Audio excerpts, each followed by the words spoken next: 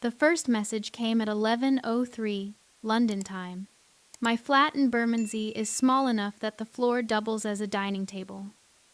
Foe balanced on one knee, quarterly earnings report open on my laptop, the Thames doing its usual grey thing outside the window. A normal Tuesday night in London, then my phone buzzed once. Then again. Then it did not stop. The screen lit up and the counter climbed. 12 messages, 20, 31. The family group chat, the one I had muted 8 months ago, had come back to life like something pulled from a grave. Mom. All capitals.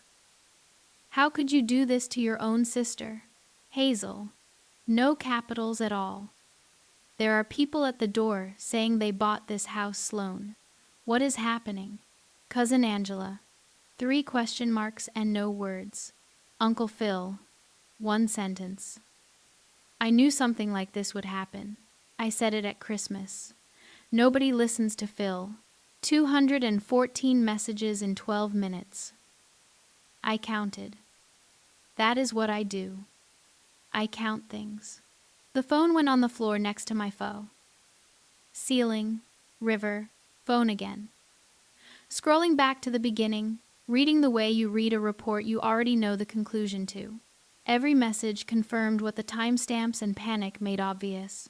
The Sato Patels had arrived for their 5 o'clock walkthrough. They knocked. My sister answered the door in pajamas. She had been cooking something, probably instant ramen, because Hazel has never learned to cook anything that requires more than boiling water. She looked at 2 strangers holding house keys and a folder full of closing documents, and she told them they had the wrong address. They did not have the wrong address. They had the right address, the right keys, and a receipt for the earnest money deposit framed on Priya Sato Patel's phone, because she is, by all accounts, that kind of buyer. It was their house. I had sold it to them 14 days ago. Let me go back 8 months.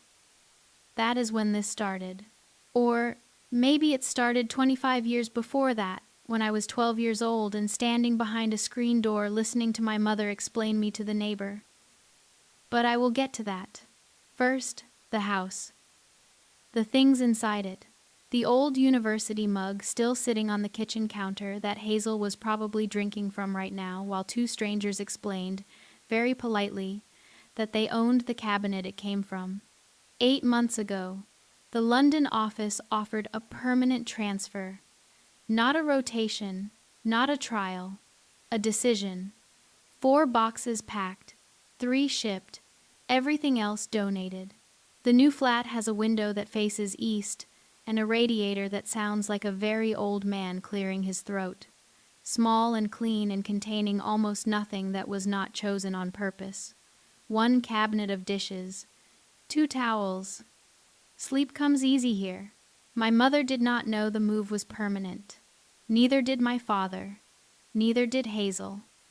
The only people who knew were Jillian, my real estate agent, because she needed to list the house, my dentist, because records needed transferring, and the woman at the post office who had been forwarding my mail, because she asked. Gillian called me 2 weeks ago, the day the sale closed. She has known me since college, back when I was still the kind of person who went to parties and pretended to enjoy small talk. Now, I am the kind of person who does not pretend. It's done, she said. The Sato Patels are officially homeowners. They are very excited about the walkthrough next week. Something about a kitchen island. Good. Sloane. What? You know, most people sell a house because they need money. You sold one because you needed to stop being reachable. There was no answer for that. Jillian knows me well enough to not wait for one. What she did not know, what I had not told anyone, was the reason I stopped being reachable in the first place. It was not the argument at Thanksgiving. It was not my mother calling me selfish for refusing to let Hazel move in. It was not even the 8 years of birthday cards from my father that said the same 3 words and nothing else. It was a credit alert on my phone that showed up in February and would not go away. A card I did not open. A balance I did not spend. An address I had not lived at in 3 years, listed as the billing location for an account bearing my full legal name. There was no confrontation, no phone call, no accusation, just the thing that has always come most naturally when something breaks. Quiet, organization, departure. That was 8 months ago. Now it was 11:15 in London, 5:15 in Roanoke, Virginia. The Sato Patels were standing in what used to be my living room, holding their folder, smiling the nervous smile of people who have just been told by a stranger in pajamas that they do not own the house they bought. Hazel was calling my mother. My mother was calling me. I was sitting on the floor in Bermondsey, watching 214 messages become 231. My pho was getting cold.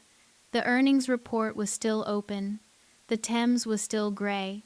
I closed the laptop, picked up the pho, took a long, slow sip of broth while my phone continued to buzz against the hardwood floor. The smile was not about winning. It was not about planning. The truth is simpler and harder than that.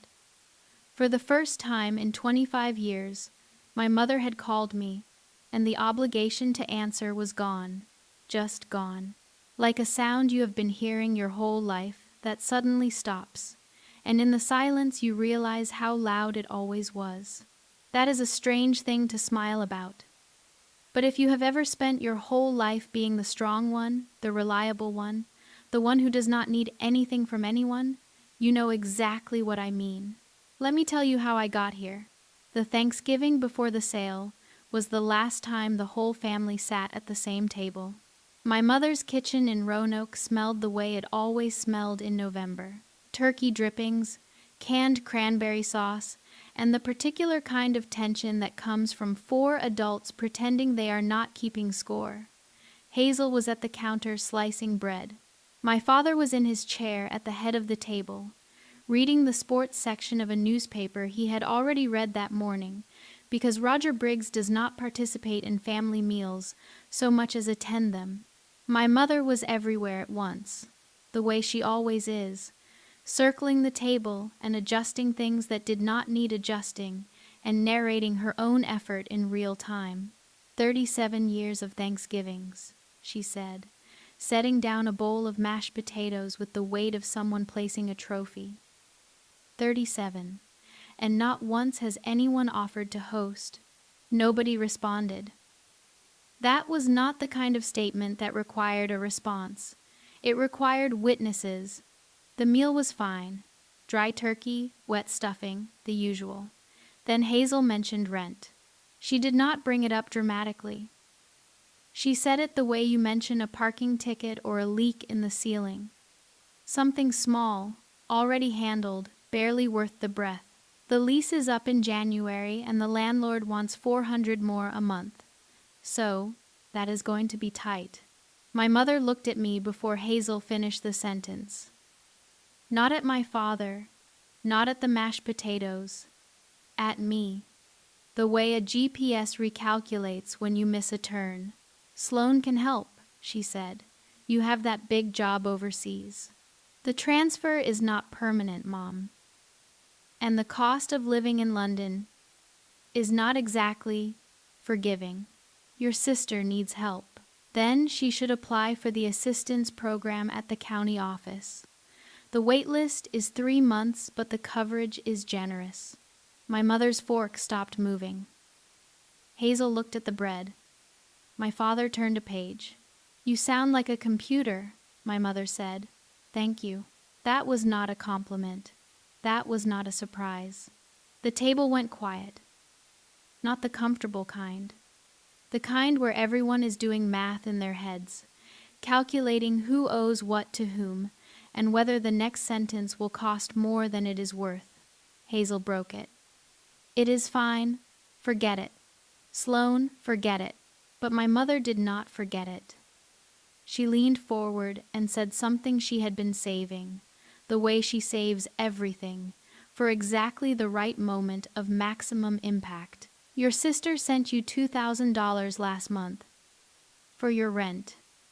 Did you receive it? Hazel blinked. That was for the car. What car? Silence. My mother's face did something complicated. Not guilt, not embarrassment, recalculation. It all goes to the same place, she said. Family is family. That was the sentence. That was the one. 8 words that rearranged 20 years of transactions in my head. Every check sent to Hazel, every Venmo transfer, every time my mother said, "Your sister needs a little help, and could you send something this month?" None of it had gone where it was supposed to go. All of it had passed through my mother's hands first, redistributed according to a budget only she understood.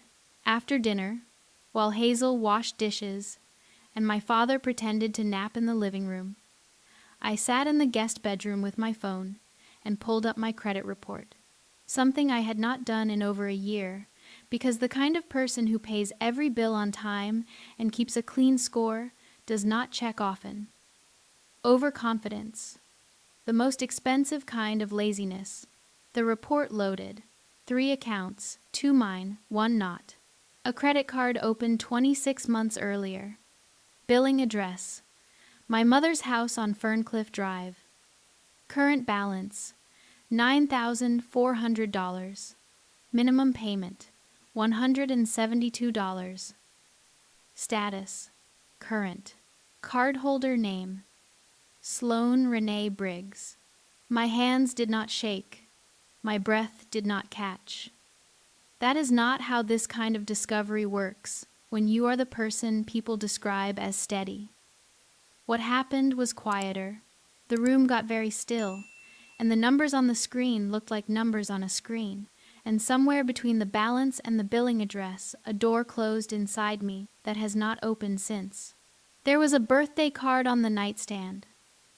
My father had left it there before dinner, the way he leaves one every year. Same cardstock, same blue envelope, same 3 words inside. Love, Dad. No note, no sentence. No indication that Roger Briggs has ever had a thought about his eldest daughter that required more than 3 words to express. 25 years of birthday cards, and the longest one contained a gift receipt for a sweater that did not fit. That night, lying in the dark in my mother's guest bedroom, listening to the house settle around me the way old houses do, making sounds that could be pipes or could be something else entirely, a memory surfaced. Not because I called for it, because the credit report had shaken something loose. 12 years old. Summer. Standing behind the screen door while my mother talked to Mrs. Johnson over the fence. Hazel had been sick that week, some kind of stomach virus, and my mother had been up 4 nights straight. Mrs. Johnson asked about me. "Oh, Sloan?" My mother laughed. Not a mean laugh. Worse, an honest one.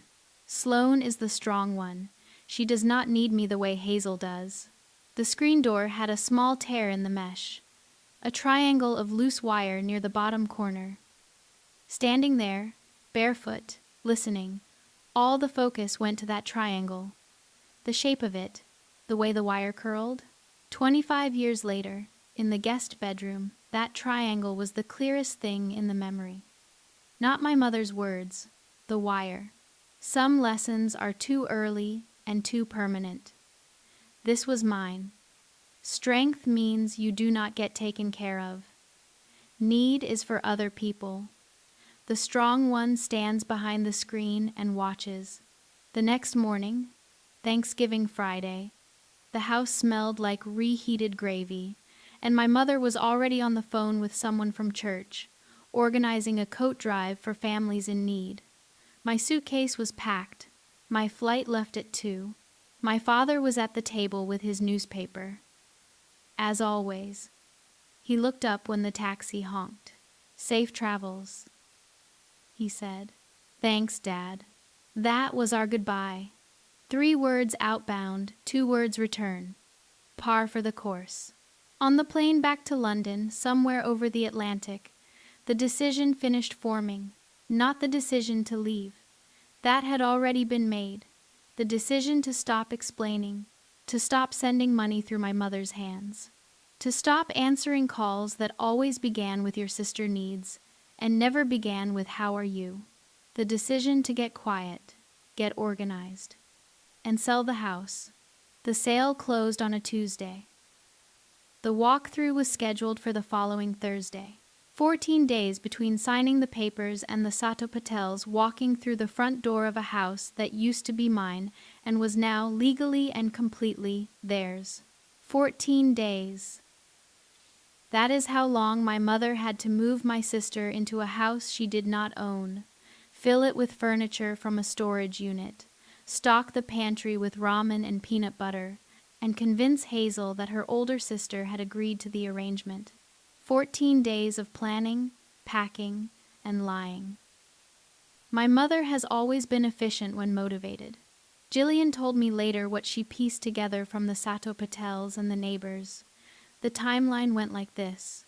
Day 1, after closing, my mother drove to the house with a spare key she had copied years ago, back when the house was still in my name, and she still believed that a mother's access to her daughter's property was a constitutional right. She walked through every room, opened closets, checked the water heater. Left, day 3. A moving truck arrived.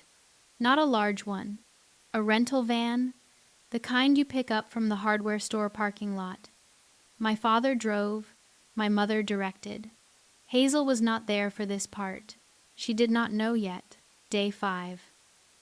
My mother called Hazel, told her that Sloane had offered her old house while she got back on her feet, that Sloane was in London and would not be using it, that the arrangement was temporary, maybe 6 months, maybe a year, just until things stabilized.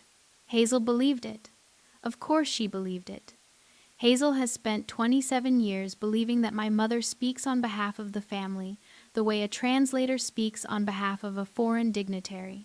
The words might not be exact, but the spirit is accurate. Why would this time be different? Day 12.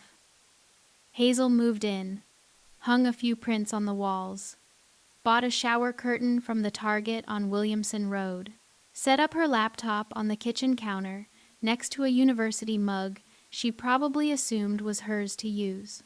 Day 14. 5 o'clock. The Sato Patels arrived.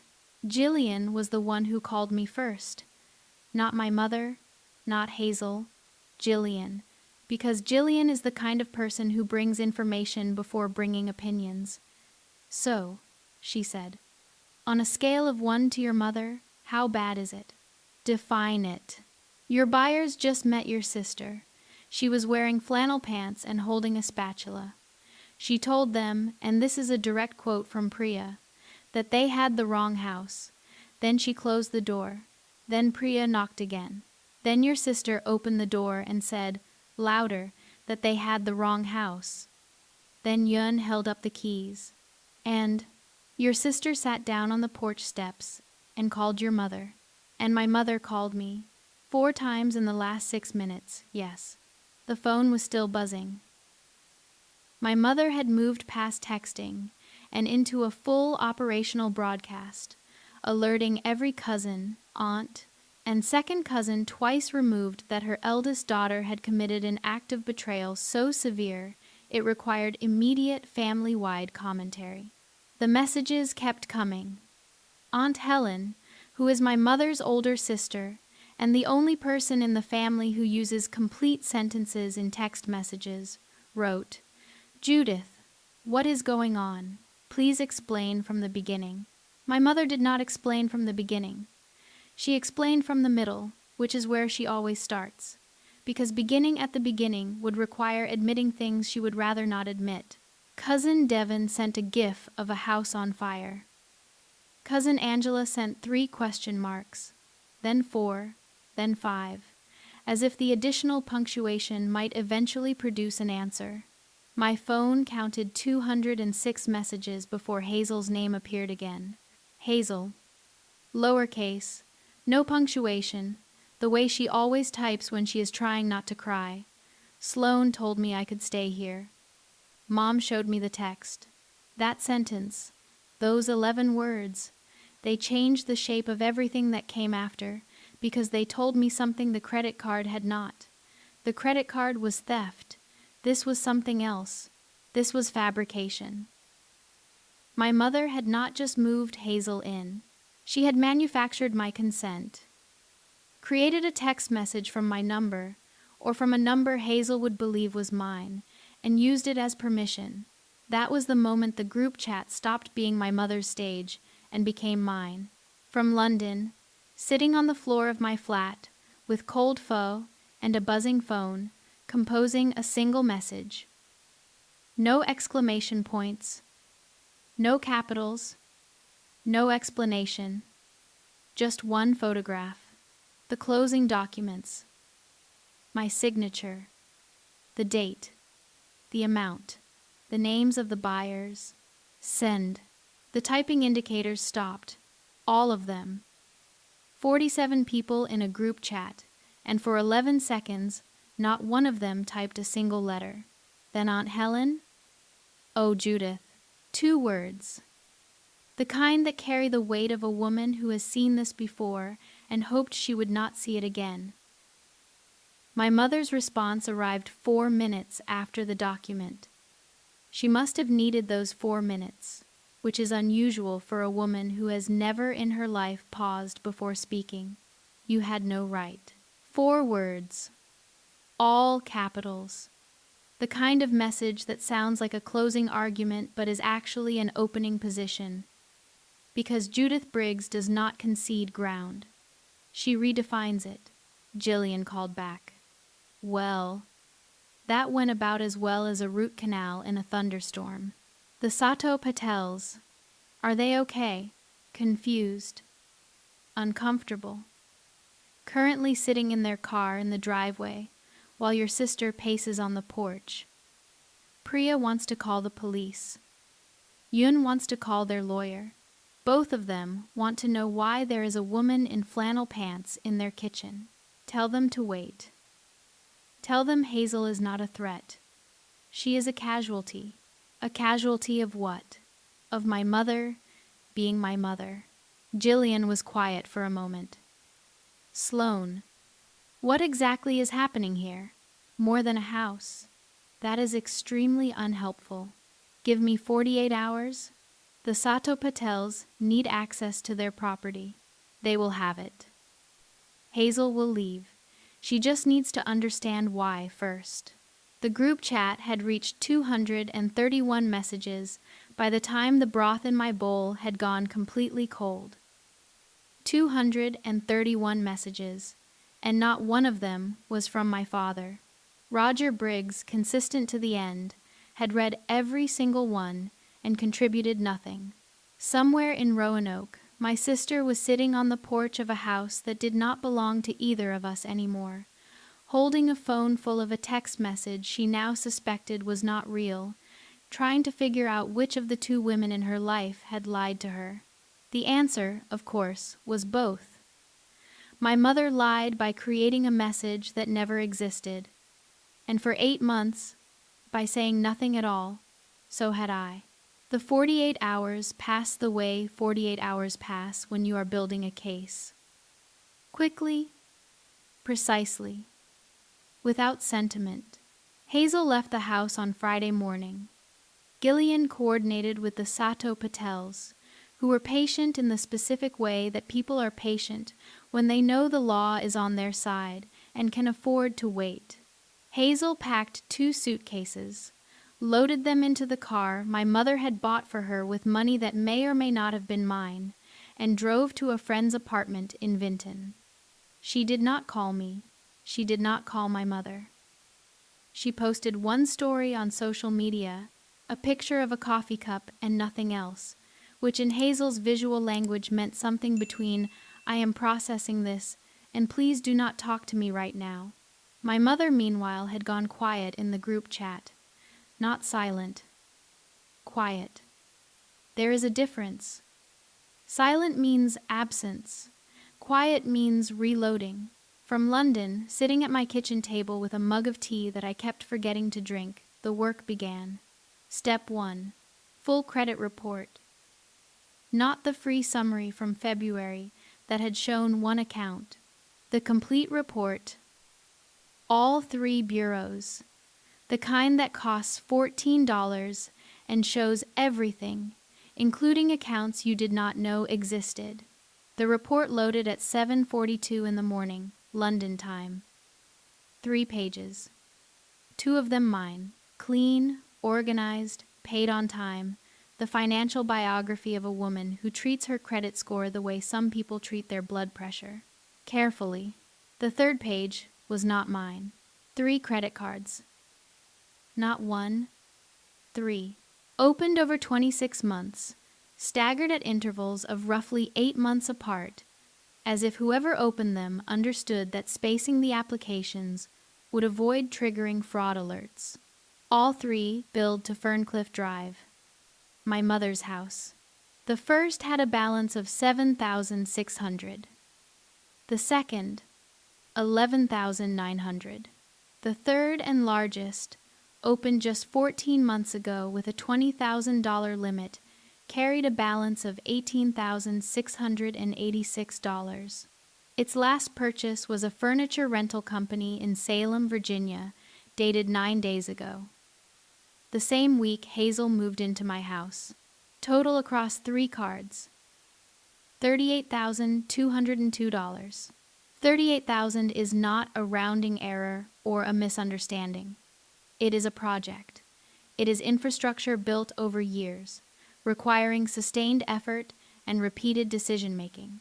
Every swipe was a choice, and Judith Briggs had managed her theft the way she managed everything else, with the steady hand of a woman who believes she is doing the right thing.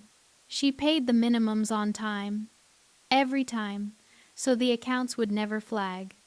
Meticulous. Step 2. Lawyer. Jillian gave me the name. Carmen Reyes. Attorney in Roanoke, specializing in financial fraud and family disputes, which is apparently a combination common enough to warrant a specialty. Carmen answered on the second ring, which either meant she was efficient or her calendar was light. After 15 minutes on the phone, during which she asked 11 questions and interrupted me 0 times, she said the sentence that made the rest of the conversation simple. This is textbook identity theft. Family or not, this is a felony in Virginia. The word felony sat in the air between London and Roanoke, like a stone dropped into still water. Not because it surprised me, because it made real what I had been treating as a problem to solve, rather than a crime to report. Carmen laid out 3 paths. Path 1, file a police report, criminal investigation, potential arrest. My mother's name in a system that does not care about Thanksgiving dinners or 37 years of hosting. Path 2, civil lawsuit, sue for damages, credit repair costs, attorney fees, emotional distress, slower, more expensive, but private. Path 3, demand letter. Sliva Jenha, in May, put the number on paper, set a deadline, give her the chance to settle before either of the first 2 paths became necessary. Which do you recommend? I asked. Depends on what you want. Justice or resolution. What is the difference? Justice involves a courtroom. Resolution involves a check. Start with the letter. Carmen made a note. Then she asked a question that opened a door I had not expected. Your father. Where does he fall in this? My father falls nowhere. My father is a man who reads the newspaper and says safe travels when you leave. Does he have access to your personal information? Social security number, date of birth, mother's maiden name. He has lived with my mother for 40 years. He has access to everything she has access to. Then I need to ask, is there any chance he knew about these accounts? The question was clinical. Carmen did not mean it as an accusation. She meant it as a variable in an equation, the kind of thing you account for before the other side's attorney finds it first. I do not know, I said. Which was true. Roger Briggs is the kind of man whose knowledge is impossible to verify, because he never volunteers any of it. He could have known about the cards the way he knows about the weather. Observed, noted, filed away, never acted upon. If he knew and did nothing to stop it, Carmen said, he may be considered an accessory, not criminally, in most cases. But in a civil action, his knowledge becomes relevant. If we send a demand letter, the other side may try to shift blame. We need to know where your father stands before they tell us. That was the first time the word "we" appeared in the conversation. Carmen was in. The case had shape. Step 3. Evidence. Carmen needed documentation beyond the credit report. While she filed disputes with the credit bureaus, a 30-day process at minimum, my job was to build the paper trail. Transaction by transaction, row by row, and buried in 18 months of records. The story was this. Card 1 paid for Hazel's apartment security deposit. Card 2 paid for her car insurance, her dentist, her phone bill, and a recurring meal kit subscription. Hazel probably thought was a gift. Card 3 paid for the furniture that filled my house 9 days before the Sato Patels arrived with their keys. Every dollar went to Hazel. Every dollar came from me, and the woman in the middle, the woman who directed every transaction like a traffic controller on an invisible highway, was my mother. Not a single purchase was frivolous. No vacations, no handbags, no spa days. Every charge was for something Hazel needed, or something my mother decided Hazel needed, which in Judith Briggs's accounting system amounts to the same thing. That is what made it hard to look at for too long. The theft was not selfish. It was maternal. It was performed with the same steady conviction that powered 37 Thanksgiving dinners and 40 years of marriage and a lifetime of believing that love is best expressed through management. Carmen called back that evening. One more thing. When you are building the file, look for any communication from your father. Emails, texts, anything. If he wrote something, even once, that suggests he knew, we need it before the other side finds it. That night, lying in bed in Bermondsey, watching the ceiling and listening to the radiator clear its throat, a thought arrived. Not a new one, an old one, wearing new clothes. My father sent me a birthday card every year. Same 3 words. Love, comma, Dad. But 2 years ago, around the time the second card was opened, there had been something else. An email. Short. Unusual. Something about a question he wanted to ask my mother, but was afraid to say out loud. The specifics were foggy, filed away in the same mental cabinet where all of Roger's communications live, somewhere between forgettable and barely worth remembering. The email was still in my inbox, somewhere, buried under 2 years of newsletters and meeting confirmations and shipping notifications. Finding it would take time, but time, for the first time in 8 months, was something that felt like it was finally moving in my direction. Carmen sent the draft demand letter on a Monday. 14 pages. Clean language, clean math, clean consequences. Reading it felt like holding a loaded weapon that someone else had assembled to exact specifications. All the moving parts in place, safety off, waiting. But before sending it, there was one thing left to resolve. 11 words from the group chat that had been sitting in my chest like a splinter too deep to reach. Sloan told me I could stay. Mom showed me the text. A private message to Hazel. Not in the group chat. Just the 2 of us, for the first time in 8 months, in a thread that contained nothing except the last thing she had sent me before the silence. A photo of a sunset from her old apartment balcony, dated March, with the caption, "Wish you could see this." No reply from me. 8 months of empty space below it. The new message was short. Hazel, I never sent you any text saying you could move in. Can you show me what Mom gave you? 3 dots appeared, disappeared, appeared again. Then a screenshot. It was a text message. From a number Hazel would have recognized as mine, because it was mine. My old Virginia number. The one attached to a phone that stopped traveling with me when the London SIM took over.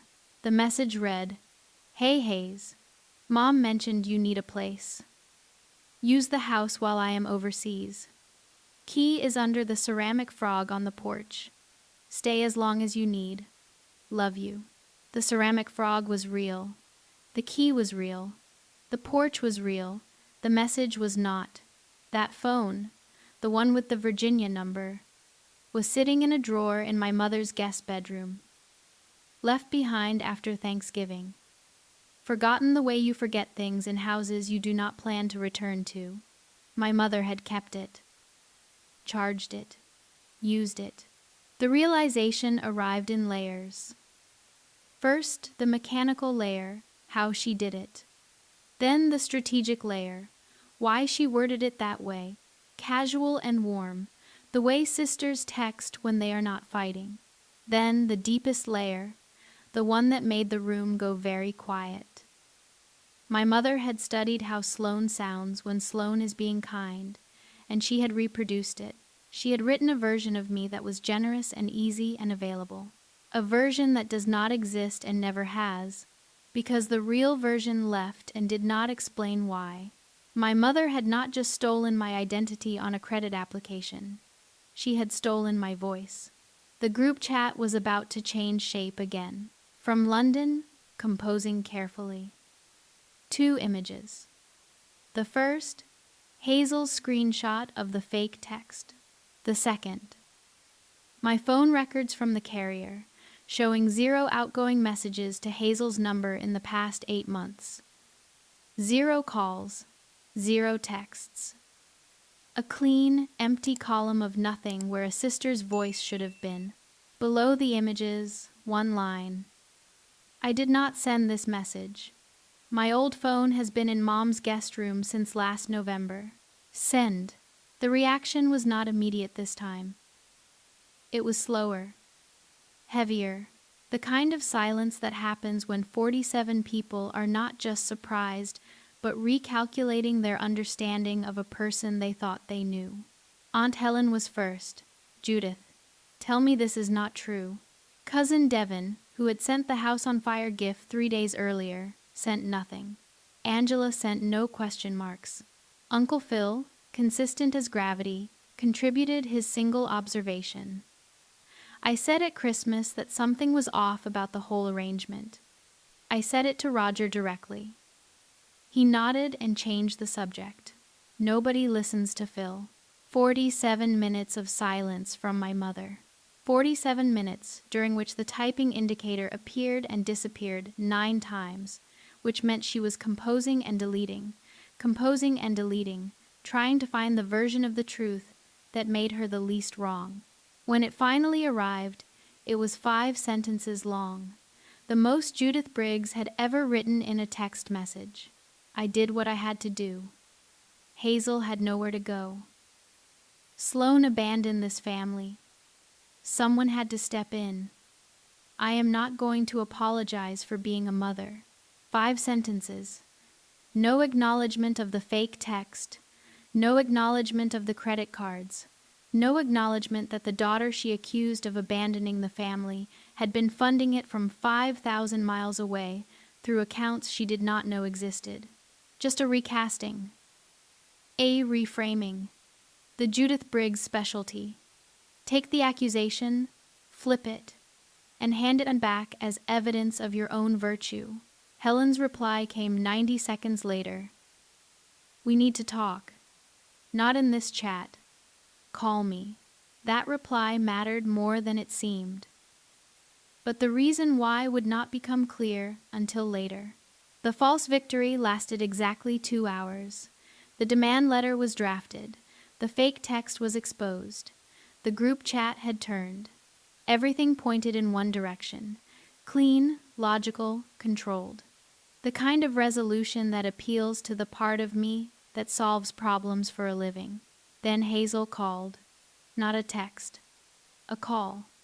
Voice raw, the way voices get when someone has been crying in a parked car for a long time and has run out of tissues and started using the sleeve of a sweatshirt that smells like someone else's laundry detergent because it came from a Terra Cessida friend's apartment where nothing belongs to you. You could have told me, Hazel. 8 months. You could have told me any day in 8 months. You could have said, Hazel, something is wrong. Do not trust what Mom says. You could have sent one text, one, and instead you sent nothing, and I moved my whole life into a house that was not even yours anymore, and I stood there in my pajamas telling strangers they had the wrong address. There was nothing to say to that. Not because she was wrong, because she was right. Every word. The kind of right that does not feel like winning. The kind that feels like standing in an empty room, realizing you are the one who emptied it. What am I supposed to do now? She said. Not a question. A sound. The sound of a 27-year-old woman who has been moved around like furniture by the two people she trusted most and has just discovered that neither of them told her the truth. Give me a few days, was all that came out. A weak thing to say. The kind of thing a data analyst says when the numbers are bad and the client is crying and there is no formula for the distance between what should have happened and what did. Hazel hung up. The flat was quiet. London was dark. The demand letter sat on the screen, 14 pages of clean language and clean math, and none of it accounted for the cost of what my silence had done to my sister. The credit cards were my mother's crime. But the silence was mine. My mother did not go quietly. She went loudly, strategically, and on multiple fronts, because if there is one thing my mother understands better than guilt, it is narrative. Within 48 hours of the screenshot, she had called every sibling she had, both of my father's brothers, 3 women from her Bible study group, and the woman who does her hair on the second Tuesday of every month, and the story she told was not the story that happened. It was a different story, one in which her eldest daughter had abandoned the family, moved to a foreign country, sold the family home out of spite, and was now threatening legal action against her own mother for the crime of helping her youngest child survive. The Facebook posts started the same week. Not direct. Never direct. My mother does not name names on social media. She posts inspirational quotes about the strength of mothers and the heartbreak of ungrateful children. She shares articles about family loyalty with captions like, "Some people forget where they came from." She lets the comment section do the rest. 3 cousins stopped replying to my messages. One aunt unfriended me. Uncle Phil, bless his consistency, sent me a private message that said, "Your mother called." I listened for 40 minutes. She did not mention the credit cards once. Draw your own conclusions. The counterattack was effective. It was also irrelevant because Carmen had already sent the demand letter, $55,200. That was the number on the first page.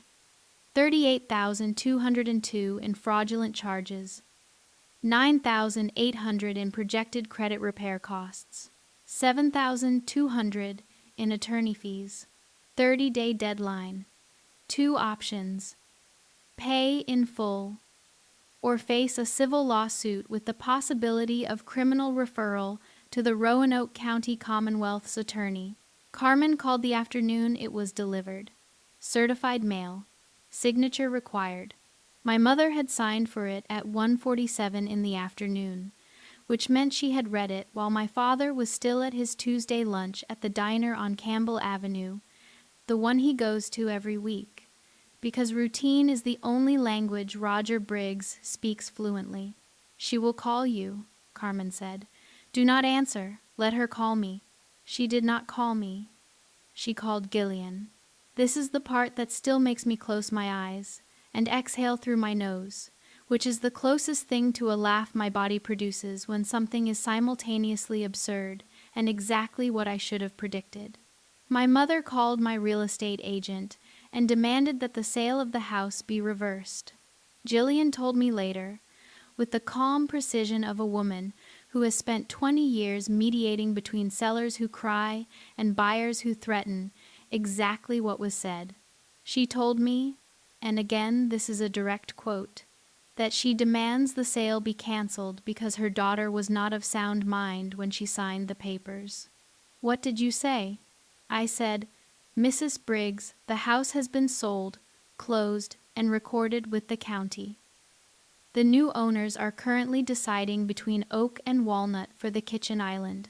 If you would like, I can provide you with the name of their contractor. And she hung up on me. Which, honestly, is the most reasonable thing she has done all week. The humor helped. Briefly, we have a problem. Or rather, we have a question that needs answering before it becomes a problem. Roger. The demand letter names your mother as the sole actor. But if opposing counsel responds, and they will, the first thing they will do is try to distribute liability. Your mother will say your father knew. Your father will say he did not. We need to establish the truth before they establish a version of it. The email. The one from 2 years ago.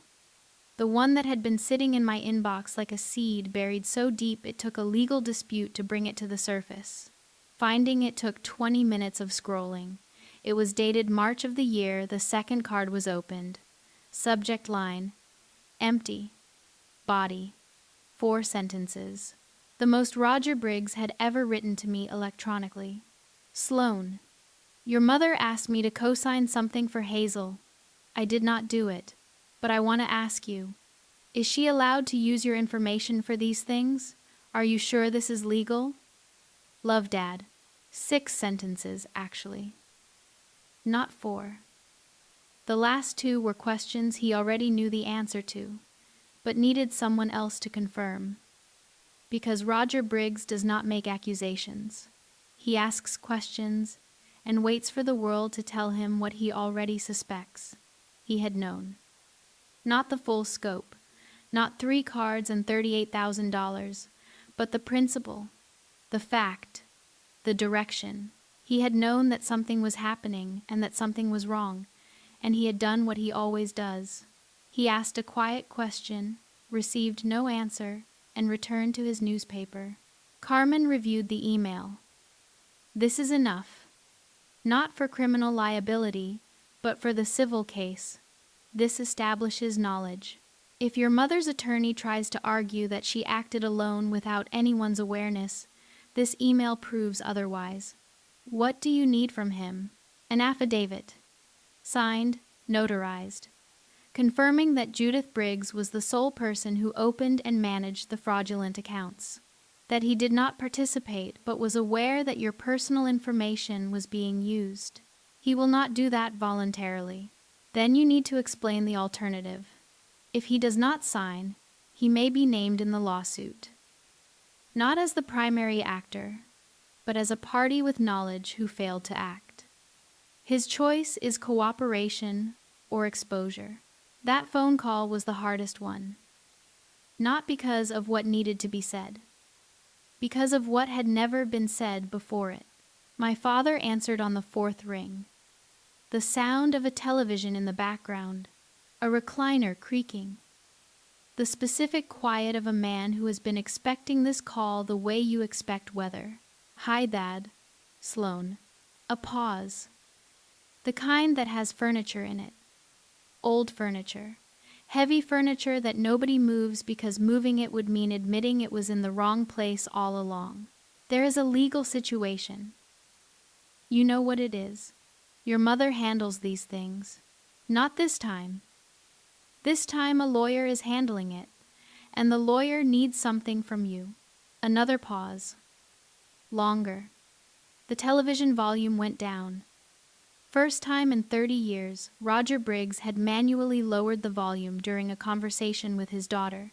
What does she need? A signed affidavit confirming Mom opened the accounts. That you were aware that you did not participate. And if I do not sign, then your name goes into the lawsuit, not as the one who did it, as the one who watched. The longest silence. 12 seconds. Counted them the way you count when you are waiting for a number to appear on a screen that will change the shape of the next year of your life. When do you need it? Carmen will send the document tomorrow. All right. He did not say goodbye. He did not say he was sorry. He said all right, the same way he said safe travels, the same way he said love, Dad, on every birthday card for 25 years. 2 words, the minimum. Always the minimum. After the call, the flat felt different. Not quiet. Empty. There was a difference, and sitting at the kitchen table, staring at the demand letter on the screen, the difference became a question. 14 pages of clean language, screenshots, phone records, an affidavit, a credit report, transaction histories, every piece of evidence organized, verified, time-stamped. A case built the way cases are built. By systems. By data. By the kind of person who solves problems the way she was taught to solve them, from a distance, with documentation, without ever saying the sentence that sits underneath all of it like a foundation nobody checks, because the building above it looks so solid. Mom, you hurt me. 3 words. Shorter than love, Dad. And in 37 years, through every Thanksgiving and birthday card and group chat and demand letter, not once had any Briggs in this family said them out loud. The bathroom floor in Bermondsey is cold tile. White. Small chips along the edges where the grout has cracked. At 2 in the morning, with the overhead light off and only the hallway glow reaching under the door, the tile looks gray. Everything in London looks gray when you are sitting on a floor you did not plan to sit on, doing something you did not plan to do. Crying is not something that happens to me often. The last time was 3 years ago, in a hotel room in Edinburgh, after a call with Hazel where she asked to borrow $500. Not because the money was hard, because the way she asked, carefully, like asking her sister for help, was a fragile thing that might shatter if she held it wrong. Now, sitting on the bathroom floor with my back against the tub, the crying came without warning and without a specific target. Not for the credit cards, not for Hazel's voice on the phone 2 days ago, for me, for the particular kind of person who moves to another country and calls it freedom, who builds a legal case with 14 pages of documentation and 0 pages of honesty, who has not said the words, Mom, you hurt me in 37 years, not because the words are hard to form, but because forming them would require admitting that Judith Briggs has power. Real power. The kind that lives in the body, not the bank account. The mirror was above the sink. Not a large one. The kind that comes with the flat, bolted to the wall, slightly tilted so that if you are sitting on the floor, you can see only the top of your own head. But standing up, leaning forward, pressing both palms flat on the cold porcelain, looking straight ahead. There she was. Not me. Her. My mother's face in my face. The jaw. The way the eyes narrow when the brain is working faster than the mouth. The set of the shoulders when something hurts and the decision has been made to not show it. 20 years of telling myself that distance solved the problem, and the mirror said otherwise. The problem was not geography. The problem was inheritance. Not the house. The pattern. My mother gives money instead of love and calls it sacrifice. Sloane Briggs gives silence instead of truth and calls it boundaries. Same avoidance, different currency, same result. Two women standing in separate houses, miles apart, both convinced they are protecting something, both destroying the thing they are trying to keep. The radiator coughed. The river moved. London did not care. The phone rang at 6:14 in the morning. An American number. Not my mother, not my father, not Carmen. Helen. Aunt Helen is 67 years old, retired school principal, lives in Charlottesville, and speaks in complete paragraphs the way people speak who have spent decades addressing auditoriums full of teenagers. She does not call without reason. She does not call early without urgency. Sloane, are you awake? Yes. Good. Because what I am about to tell you is something I should have told you 20 years ago, and the fact that I did not is something I will have to live with for the rest of whatever time I have left. A sentence like that does not require a response. It requires a chair. There was no chair in the bathroom, so the edge of the tub served. Your mother opened a credit card in my name in 2009, 15 years ago. Used it for 11 months before I found the statement in a stack of mail she was holding for me while I recovered from hip surgery. Balance was just over $6,000. Helen paused. The breath of a woman setting down a sentence she has carried for 15 years. When I confronted her, she cried. Promised it would never happen again. Paid it back over 14 months. Every cent. And I chose to say nothing. Because she is my sister. Because family. Because all the reasons people choose silence over truth and then spend the next decade pretending the silence was mercy instead of cowardice. The tile was still cold. The light under the door was still gray. But the room had changed. Not physically, structurally. The way a room changes when you learn that the foundation beneath it is not what you thought. You are telling me this happened before. Sloane, I am telling you this is a pattern. Not a mistake. Not a moment of desperation. A pattern. She did it to me. She has now done it to you. The only difference is the scale and the fact that you, unlike me, are doing something about it. Why did you not tell me? Helen was quiet for 5 seconds. Long enough to hear a clock ticking in Charlottesville. Or maybe that was London. Or maybe it was the sound time makes when it passes through a conversation that should have happened 15 years earlier. Because I convinced myself it was isolated. Because your mother paid me back. Because I did not want to be the person who broke the family open. And because, Sloane, I was afraid. Afraid that if I told, nobody would believe me. Your mother is very good at being believed. There it was. The thing that made everything click into place like tumblers in a lock that has been stuck for years. Not the credit cards, not the fake text, not the group chat or the demand letter or Roger's email or the walkthrough or any of the individual pieces that had been accumulating like evidence in a case file, the thing underneath all of it. My mother did not target me because I was strong. She targeted me because she had already targeted Helen and gotten away with it. She did not escalate because she was desperate. She escalated because the first time worked, and nobody said anything. Not Helen. Not Roger. Not the neighbors or the Bible study group or the woman who does her hair on the second Tuesday of every month. Nobody said anything because Judith Briggs is the kind of woman who makes saying something feel like an act of cruelty rather than an act of honesty. The ghost shifted. The old memory, the 12-year-old behind the screen door, the mother who said she does not need me. That sentence had lived in my body for 25 years as evidence that I was unwanted. Now it wore different clothes. My mother did not say Sloane does not need me because it was true. She said it because it was useful. Because a daughter who does not need you is a daughter who does not ask questions. A daughter who does not ask questions is a daughter whose name you can use. Helen was still on the line. What are you going to do? What I should have done 8 months ago. Not the demand letter. Not the affidavit.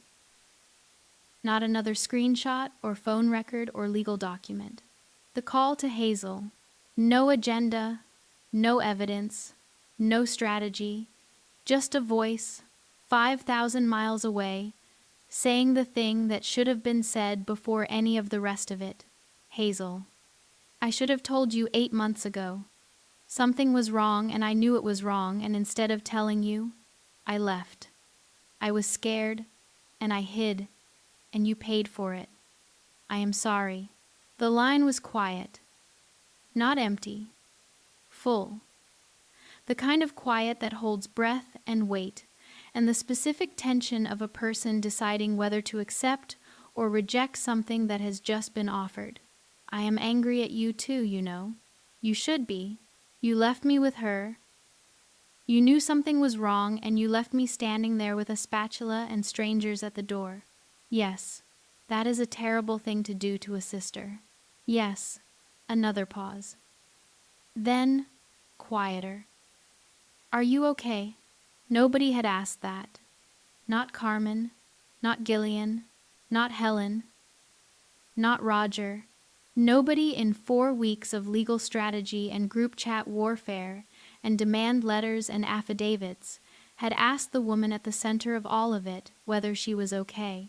No, Sloane Briggs said, for the first time in 37 years, to the one person in her family who might actually hear it. No, I am not okay. And Hazel, sitting in a borrowed room in Vinton, Virginia, wearing borrowed pajamas and drinking from a borrowed mug, said the thing that mattered more than any legal document. Okay, then let us start there. The 30 days passed. My mother did not pay. Carmen was not surprised.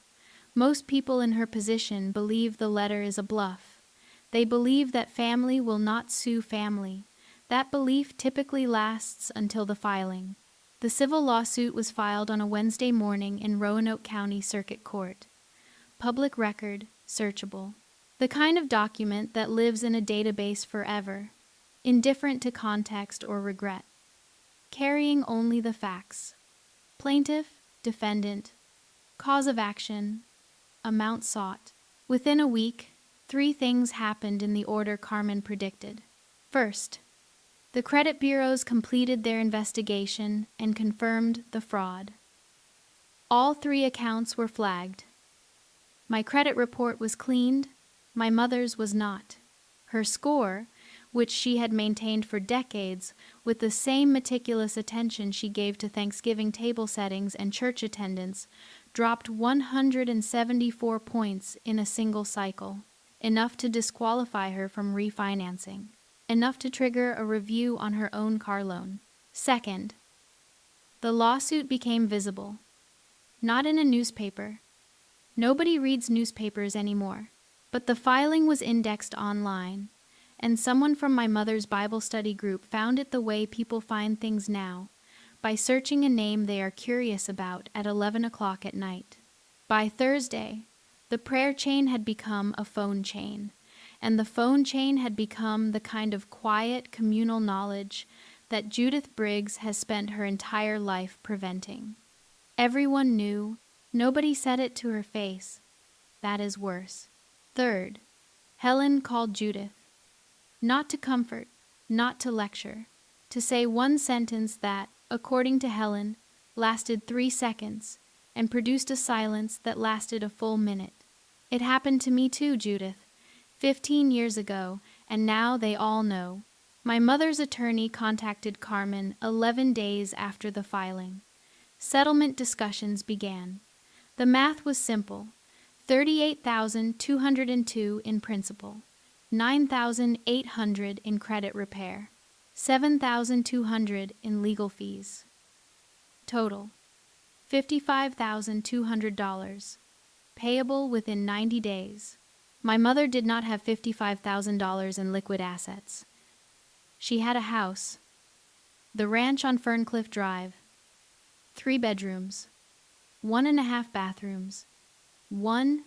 A kitchen where 37 Thanksgivings had been cooked and served and cleaned up and never once acknowledged by the people who ate them. Assessed value, $182,000. Mortgage remaining, $61,000. Enough equity to settle and keep a small amount. Enough to downsize. Not enough to stay. The house went on the market in June. Judith Briggs, who had moved her daughter into someone else's home without permission, was now selling her own to pay for it. The irony was not poetic. It was arithmetic. Roger signed the affidavit on the same day the listing went live. Then he packed a suitcase, drove to his brother's house in Lynchburg, and did not come back. The separation was not dramatic. It was logistical. The way everything in Roger's life is logistical. He called it temporary. His brother called it overdue. Judith called it betrayal, which was the only word in her vocabulary large enough to hold the feeling of watching a man she had managed for 40 years walk out of a door she could not lock behind him. 3 days after Roger left, he sent me an email, the longest piece of writing Roger Briggs has ever produced. Longer than every birthday card combined, longer than the affidavit, longer, probably, than anything he had written since a term paper in 1981 on the postal routes of rural Virginia. Sloan, I should have said something years ago. I should have said a lot of things. I do not know how to start, but I want to try if you will let me. Your mother is not a bad person. She is a scared person who has done bad things and does not know how to stop. That is not an excuse. It is just what I see from where I have been sitting for 40 years. I am sorry I sat there so long. Love, Dad. Still signed the same way. Still 3 words at the end. But the 87 words before them were new. And new, from Roger, was everything. Hazel found a room in Roanoke with a college friend named Britt, who had a spare bedroom and a cat named Structurally Sound, because Britt is an architect and apparently names pets the way she names load-bearing walls. Hazel started freelancing again. Small jobs. Logos for local businesses. A menu redesign for a coffee shop on Campbell Avenue. Nothing large. Everything hers. We had a video call on a Sunday. The first one, with cameras on. Hazel's borrowed room was small, bright, cluttered with pencils and fabric swatches and a plant she was clearly overwatering. Behind her, taped to the wall, was a new drawing. Abstract. Warm colors. The kind of thing Hazel makes when she is processing something she cannot name yet. "Are you ever coming back?" she asked. "I do not know." That is an honest answer. It is the only kind I have left. A pause. Not the kind from the group chat, loaded and sharp. A breathing kind. The kind sisters share when they are learning how to be sisters again after a long time of being something else. "Will you answer when I call?" she said. "Yes, that is new." "Yes, it is." She almost smiled. Not quite. Close. The corner of her mouth did something that, on a video call with slightly pixelated resolution and questionable lighting, looked like the beginning of something that might eventually become trust. The call lasted 11 minutes. Short. Real. The kind of conversation where nothing important is said and everything important is understood. My mother moved out of the house on Ferncliff Drive on a Saturday in July, Helen told me. Not Judith. Judith has not spoken to me since the group chat. Not a call, not a text, not a birthday card. The silence from my mother is different from the silence from my father. Roger's silence was absence. Judith's is presence. The heavy, deliberate kind. The kind that wants to be noticed. Helen said Judith was alone in the kitchen the night before the movers came, packing the last of the dishes, moving slowly. Helen stopped by to check on her and found her standing at the sink, washing a single mug, the university mug, the one with the cracked handle and the faded logo that had been sitting on that counter since the year I graduated. The only thing of mine still in that house. Judith washed it slowly, set it on the drying rack, looked at it for a long time, then wrapped it in newspaper and placed it in a box labeled Keep. Helen told me that part and then went quiet. Not because there was nothing else to say, because some images do not need commentary. A mother alone in a kitchen she is about to lose, holding the last object that connects her to a daughter who is 5,000 miles away and not coming back. That image carries its own weight. It is October now. London is doing its gray thing. Almost. On the refrigerator, held up by a magnet shaped like a London bus that Hazel sent in the mail with no note, is a drawing. Abstract. Warm colors. The kind of thing my sister makes when she is trying to say something she does not have words for yet. On the back, in pencil, in Hazel's handwriting, for your fridge. If you have a fridge, it is the first thing on a surface that was empty for 5 months. It is small and imperfect and slightly crooked because the magnet is too weak for the paper weight. It is not much, but it is the right beginning. If you have ever been the strong one in your family, the one who handles everything and asks for nothing, this story is asking you a hard question. Are your boundaries real, or are they just silence with a better name? Because there is a difference between protecting yourself and disappearing. Sloane walked away without a word, and in that silence, someone else paid the price. Have you ever gone quiet when you should have spoken up? Have you ever let distance do the work that honesty was supposed to do? The people who love you cannot respect a line they do not know exists. Say it out loud. Say it to their face. Not through a lawyer, not through a screenshot, not through 8 months of nothing. The strongest thing you will ever do is not walking away. It is standing still